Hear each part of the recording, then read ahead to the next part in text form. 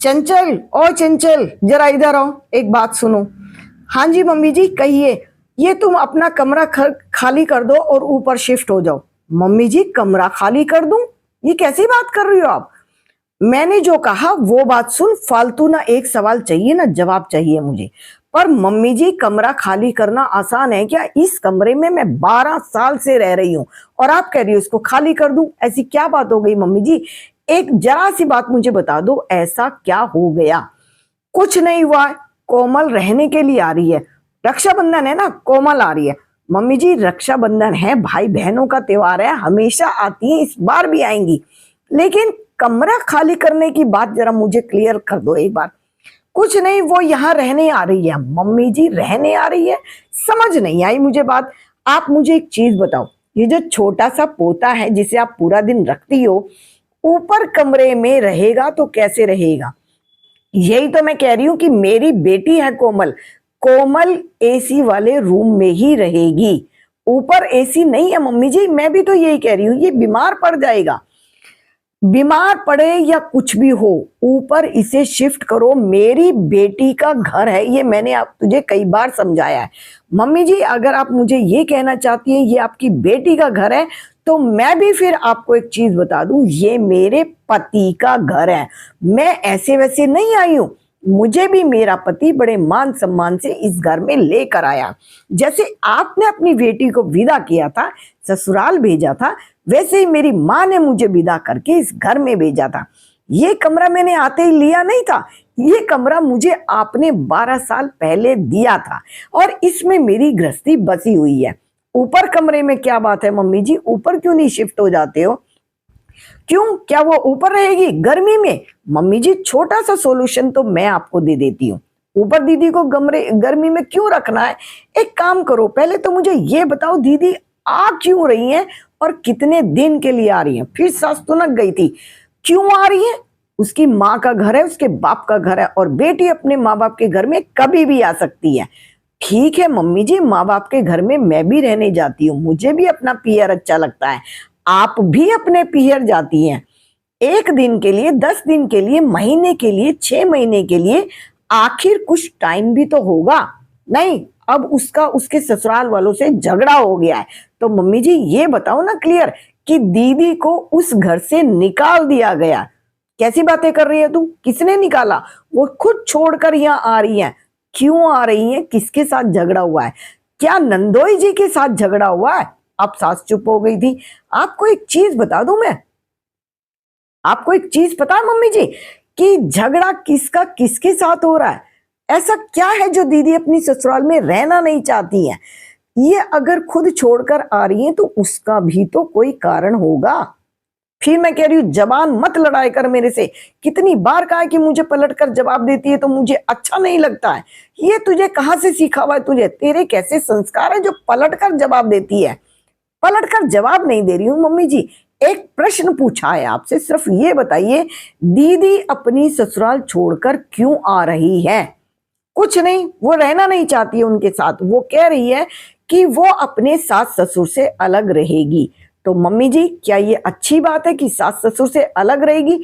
आप भी जानती हो कि नंदोई जी अकेले बेटे हैं, ना कोई भाई है ना कोई बहन है, और अकेले बच्चे का तो सिर्फ उसके माँ बाप ही सहारा होते हैं। कोई ऊंच नीच हो जाए, कोई बाहर झगड़े हो जाए, कोई खुशी हो, कोई दुख हो, कौन खड़ा होगा उसके साथ में? कौन रहेगा नंदोई जी के साथ में? तू इस बारे में ज्यादा मत बोल, जो तुझे कहा है तू सिर्फ वही कर। अब कोमल भी अंदर आ चुकी थी, अपना बैग लेकर पटक दिया था सोफे के ऊपर।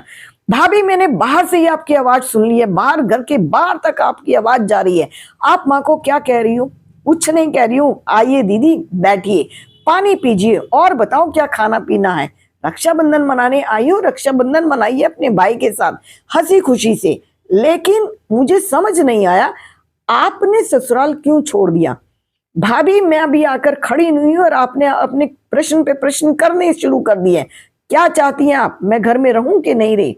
दीदी, घर आपका है, लेकिन एक बात समझ में नहीं आई है कि आप वहां से छोड़कर क्यों चली आई हैं? बस मुझे अलग रहना है तो ठीक है, मुझे भी अलग रहना है। तो कह तो दिया भाभी, ऊपर शिफ्ट हो जाओ।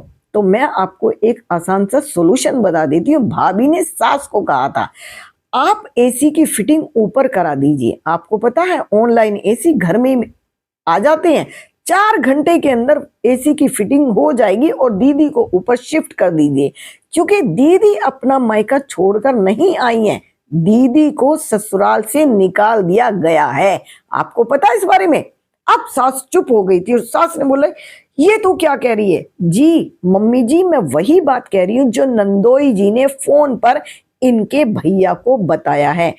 दीदी ने आपको पूरी तरह से क्लियर कुछ भी नहीं बताया, अपनी अच्छाई गिनवाई है, अपनी कमियां नहीं गिनवाई है।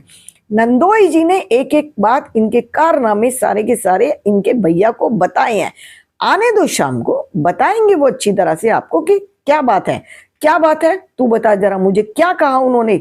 उन्होंने यही कहा कि महारानी सुबह 9 बजे उठती है या 11 बजे उठती है, उसके बाद चाय नाश्ता खाने पीने का इनका कोई मतलब किसी से नहीं होता है। बाथरूम में भी बाल्टियों में इनके कपड़े भरे पड़े रहते हैं, उन्हें धोकर सुखाने का ये अपना ही काम नहीं करती है। सास ससुर की तो बहुत दूर की बात है। इनकी सास एक टांग पे रसोई में खड़ी होती है सुबह 5 बजे से 10 बजे तक। मैं बहू होकर यहाँ पर 12 साल से काम कर रही हूँ, सुबह 5 बजे खड़ी होती हूँ, रात के 10 बजे तक काम में लगी रहती हूँ और मेरा छोटा सा बच्चा भी है। इसको लेकर तो मैं रसोई में ऊपर शिफ्ट नहीं होंगी। इतना तो मैं भी कर सकती हूँ कि मैं इस अपने नन्हे मुन्ने को लेकर अपने मायके मैं भी जा सकती हूँ। कहो तो मैं भी बैग पैक कर लेती हूँ और थोड़े समय के लिए रहने चली जाती हूँ। नंद आ गई है ना, अब यही घर का सारा काम करेंगी। क्यों? ये क्यों काम करेगी? दीदी ससुराल में भी काम नहीं करोगी और मायके में भी काम नहीं करोगी। कितनी सुखी हो आप और कितनी अच्छी हो। क्यों? 2-4 नौकर चाकर भाई ने साथ भेजे थे क्या कि आपका सारा काम वही कर देते? आपका उठना बैठना, कपड़े देना, खाना 2-4 नौकर लेकर जाती। तुम कौन से ताने मार रही हो भाभी? वही जो आपको किसी ने नहीं सुनाए हैं। 2-4 नौकर लेकर जाओ, सास ससुर की खूब सेवा करवाओ, अपनी भी करवाओ। क्या ऐसे घर में जन्म लिया है?